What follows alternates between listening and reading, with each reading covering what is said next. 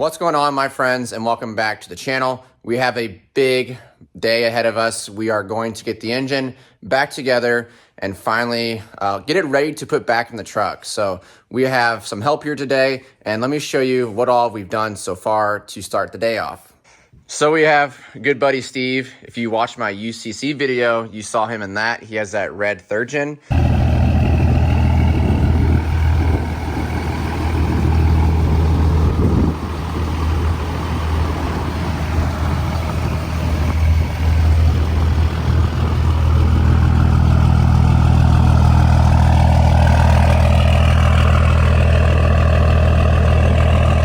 But he's my trusted diesel mechanic. So he came out and got this prepped for me.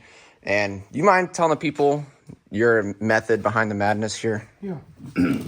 Basically what we do is you'll need some sort of a true square sanding block. And then what we do is we start off with this one, with the 180 grit sandpaper. And then we did probably a dozen pieces of that. And then we go to the 220 and then end with the 400. And then after that, obviously we vacuum and clean and yeah, so the whole deck down. We a lot of that kind of gets inside the cylinders, so you really kind of lube those up, clean those out with like brake clean or rag. And then we also put some rags above like the holes for the camshaft, so kept stuff out of that. And we pretty much just like dusted it. We didn't really take that much material off. It wasn't as bad as I was thinking. I was a little worried about doing this process, but he's done this a lot. He does this all the time for his day job, so I was confident in him get this done for me. So we have it all prepped up. I'll show you a little before in this video right here. It's going to cut the mileage way down, but then if you just... And then this is what it looks like after, which turned out much better than I was going to get it, because I was just going to do the brake clean and Scotch-Brite method, and I probably wouldn't have done a very good job. So we're just going to finish getting it cleaned up. We got the dowels back in it, or the new dowels, and then we're going to get this cylinder head slapped back on it. So he's gonna help me with all of that. I should have done all of this when we had the engine torn all the way down, when the timing case and the oil pan was not on it. That way we could have just went right across it and not worry about hitting the timing case. And then naturally, when you do some sanding, there is some like light dusts and this metal particles that's gonna fall down. And we're just going to run some oil through it to hopefully get it all down to the pan. It would have been better to keep the pan off of it and then not worried about it. But this is pretty much like simulating if you had to do this inside the truck, which Steve has done plenty of times. We got our new cylinder head dowels installed. And now we're just going to finish cleaning up. Just do like one last wipe down. So let's just set you guys up. Let's get this cylinder head on.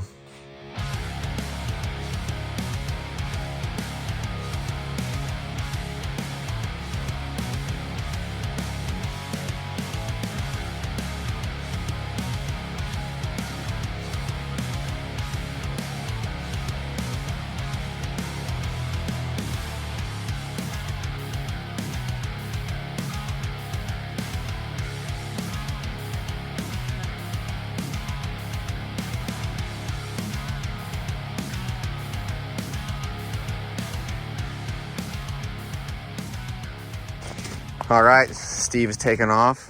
Appreciate the work today, sir. Yep, no problem. You guys have seen his third gen before. I'll attach a little video of him doing a four-wheel launch with me in it right here.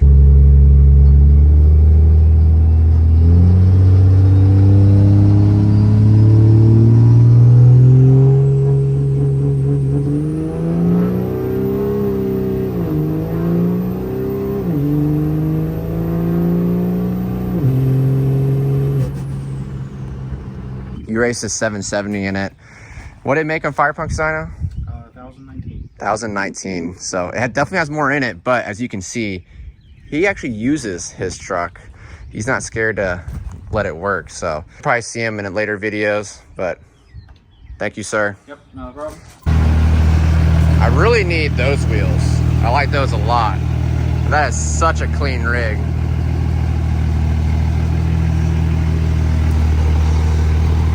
I love third gens.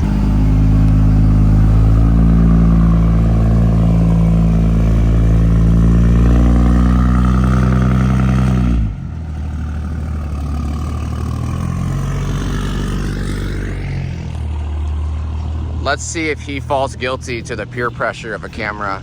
He's gonna come down this way. And I'm just gonna shove this camera right in his way and see what he does.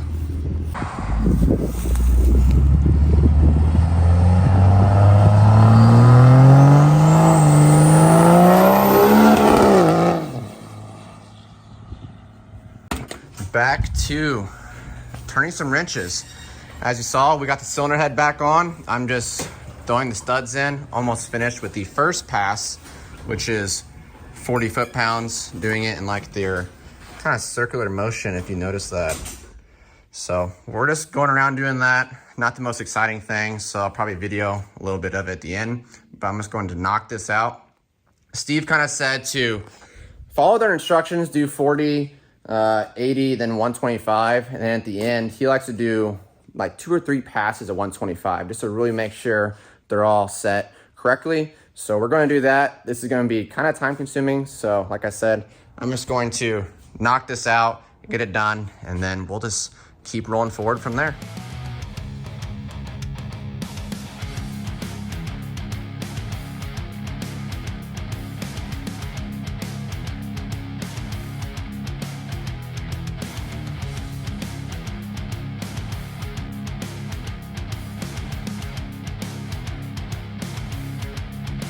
All right, it's now the next morning. Last night we wrapped up torquing all of the head studs.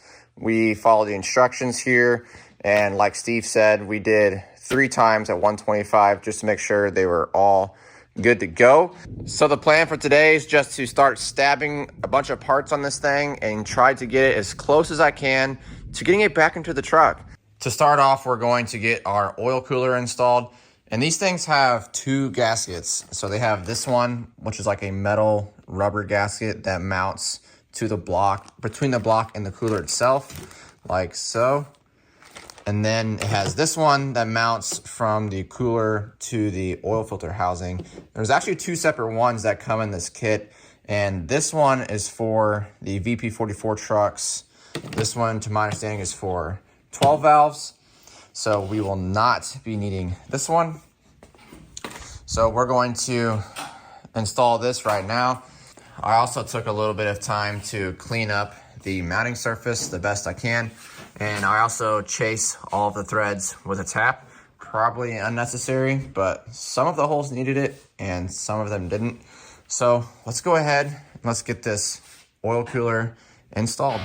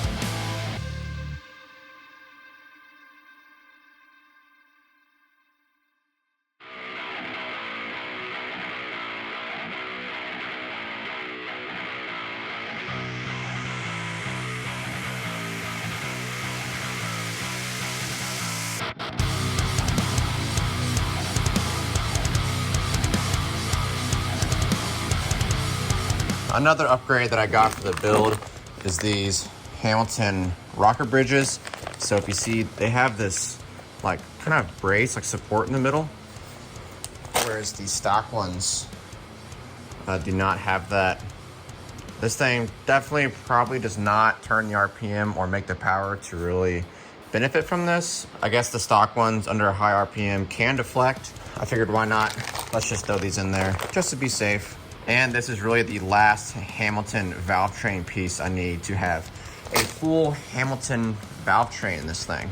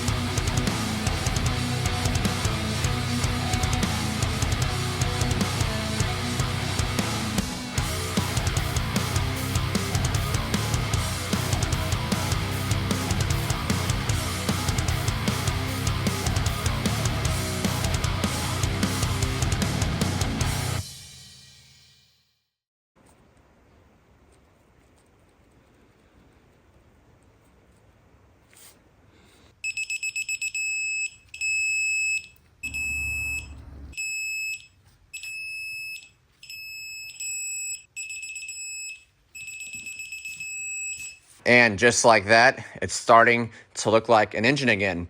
As you just saw, we put the push rods in, and then we followed that with putting the new rocker bridges in, and we lubed up all of the rocker assembly and put those in. What I did is I loosened up the studs and the jam nuts for the valve lash, and I torqued all of the bolts to 18 foot-pounds. Don't forget to be at top dead center. So all of that's nicely installed, no bind ups or bindage or none of that. Everything's feeling good. We used this lubriplate motor assembly grease to lube up everything. And then we used some of that moly graphite inside the rocker area. Everything's looking good. As you can see though, we did not install the injectors yet. And that is because we need to address some fuel line situation here. So these are my old fuel lines that I so smartly painted a long time ago, and they look like crap. So I have a spare set that is still stainless and looks good. So I think I might dig those out and put those on, but I need to check them and make sure they don't leak or no cracks or anything like that. So let me know how you guys check those and clean them, because they've been sitting for a few years in a box, of course, like not outside in the woods, but they've been sitting for a while. So let me know how to clean those up. So I want to get the VP44 mounted up, get the injectors in with the connector tubes, and then put the fuel lines on. Because as you install the injectors, you want to torque the fuel lines as you tighten down the hold down for the injector, just to kind of help the connector tube and the injector seat properly. But it's all coming together nicely, and I'm getting really excited to get it finished up. All right, we have the engine and all my stuff kind of shoved over here in the corner because we have some bad storms coming tonight. So we had to put Mom's Jeep in the garage, get it protected. So we got all my stuff kind of shoved over here in the corner, but we made a lot of progress in this video. We got the deck prepped, head gasket and cylinder head on, the studs in, got the valve train on, and the motor plate, a few other small things. Can't thank Steve enough for his help today. He definitely knows what he's doing. So if you ever need some diesel work around the mid-Missouri area, hit up him. This is his Instagram right here. Just a really good guy and definitely knows his stuff with really all diesel platforms. But this is really going to do it for this video. Like I said, huge progress day. I want to ask you guys one more thing before we go. I had this fluid dampener kind of gifted to me, if you say. It's definitely old. What do you guys think? Should I run it? Obviously, we're going to clean it up, but should I run it? Does Fluid Dampener like test these? Can I send it to them? They test it? I don't know. Let me know what you think. Should I buy the full power kit and run it the way it is, or try to get it tested? Let me know what you think. I need to order a few more small pieces, then we can wrap up the injectors. I got the VP44 sitting here ready for some surgery. Put the BD stuff cover on it. But in the next video, we will hopefully get it to where it's ready to be put back in the truck. We also need to rebuild the vacuum pump still, so that'll be coming soon. So we have a lot of work to do still, but we've definitely made a lot of progress. I can see the light at the end of the tunnel. So with that, thank you for watching this video. Appreciate all your guys' support lately. And the most important thing to me is I'm having a lot of fun rebuilding this engine, and I'm learning a lot, trying just to get better, more knowledgeable with these things, and just getting better at like rebuilding engines and just getting my hands dirty. So with that, thank you for watching, and stay tuned for the next video. Take care.